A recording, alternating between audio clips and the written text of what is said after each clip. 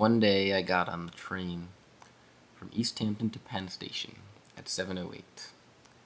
There were a bunch of people around me on the train. Some sitting next to me, a guy with his suitcase, a girl with a bag. Fairly uninteresting. I arrived in New York City on 34th Street and 8th Avenue, walked up to 37th, thinking I was going a completely different direction. Got to 7th, realized I was going the wrong direction, took a turn that would take me in a circle, and eventually got where I wanted to, the Q train. I went down into the subway.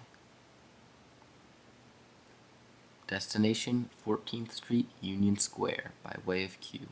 I met a German couple there who asked how to get downtown, and a guy who asked me for a quarter.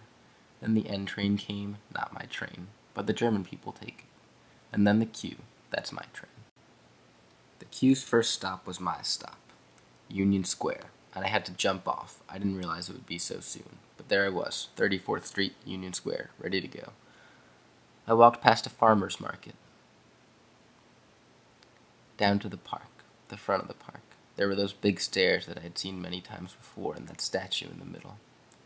And there was the Virgin Megastore. I see the Virgin Megastore every time I come here. I used to like it, and Shoe Mania, I always noticed that. Bad graphics on the front. I made my way towards Forbidden Planet, comic book action figure store. Pretty cool place. And I went in. There was a lady when I went in who asked to take my bag, so I gave it to her. I kinda had to. I passed a shelf full of action figures, looked at them a bit. There was the sales table. I went over to some more action figures. I was looking for a particular one from a video game called Final Fantasy X. I had seen it there probably 2 years ago, but I wasn't having very much luck. I found one of some characters from another Final Fantasy game, but not the one I was looking for. And I came across an action figure of a girl with removable clothing and large boobs. I thought that was fairly interesting. More action figures. And then I came across the comic books. And then an interesting comic book, one about a girl, where crazy things happened that didn't make any sense. It kind of freaked me out. I put it down after a while. Some other comic books. More action figures, not what I was looking for. I said goodbye and thanks to the bag lady, and I left. I headed back up to the park, up to those stairs, where I thought I would sit and read for a while. I was going to sit on the grass, but a guy with rollerblades informed me that it was wet, which I discovered for myself. So I sat down on the bench. I took out my book and my water bottle. On my left there was a girl with dirty white kids and glasses, also reading, and on my right a group of guys. One of them the guy with the rollerblades. Next to me were 2 people holding hands, and the guy asked me for his cell phone. And on my left a guy reading a newspaper in Spanish. I left. I can't remember what that statue in the middle was, but I recall the flowers. I decided I would head down Broadway, to Soho.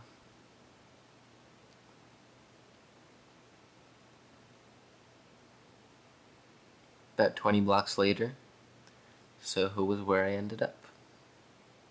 Still on Broadway, in a neighborhood that I recognized pretty well. I was looking for Balthazar so I could get lunch, and I found it pretty quick.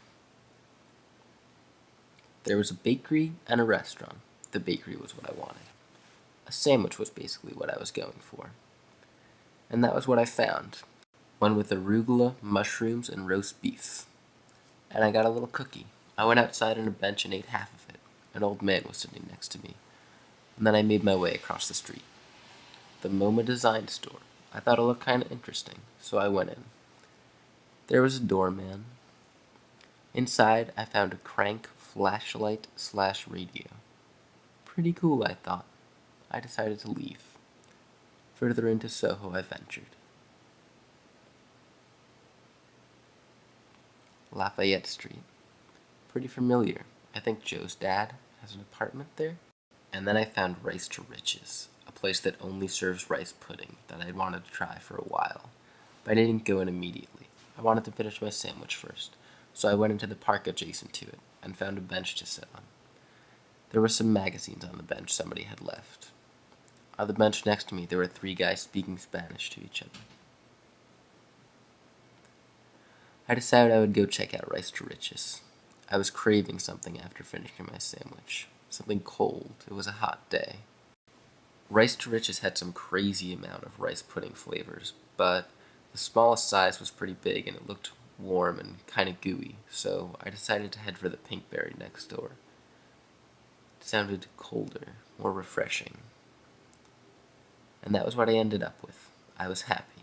It was quite perfect. Last time I had gone to Pinkberry, I had wanted ice cream and ended up with weird Pinkberry stuff. This time, I wanted weird Pinkberry stuff. It worked out nicely. When I got back to the park, my bench was taken, so I headed for one on the other side.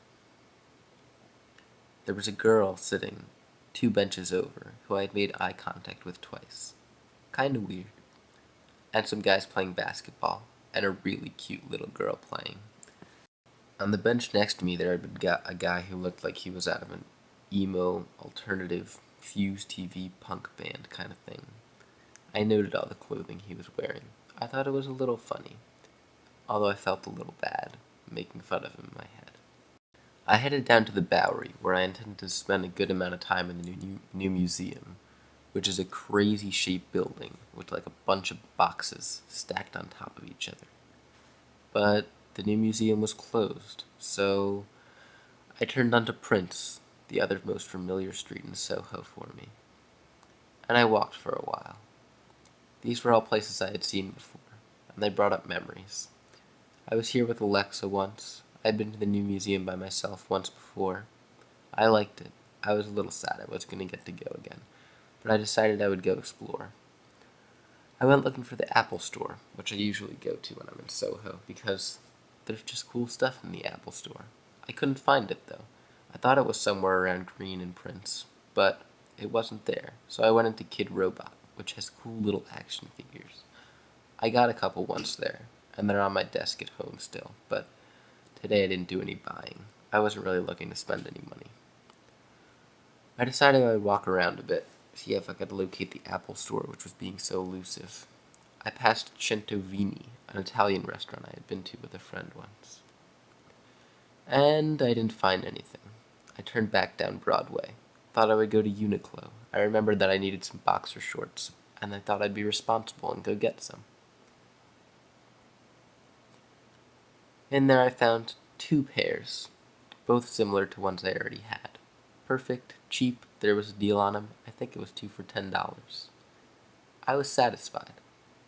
Once more I headed for the Apple Store. I had an iPhone with GPS and such. It told me where it was. I was sure I was right there, but no Apple Store, so I went the other way. And then I found a Taschen bookstore. I spent a good half hour in there looking at art books. It was enjoyable, and then I decided to head to the Jitney. I walked down a little bit, and then in some crazy circles, and eventually found the 6 train. The 6 took me to 51st and Lex. I walked up to 59th, and there I found the Jitney stop, but no Jitney. I went in Levi's for a bit so I could text somebody, and then decided I'd walk somewhere. I found Saban soap, which I had been in before, and I remembered that you could wash your hands in there. So I went in, and I washed my hands. It was nice. I smelled like vanilla and coconut. I walked around a bit. I had time to kill. At some point I realized I wasn't quite where I thought I was, but I continued on and I ended up at the Jitney stop, where there was a Jitney waiting for me this time. Small world. I got on the Jitney to find Lee, Allegra, David Kaner, and David Kaner's little sister Farah.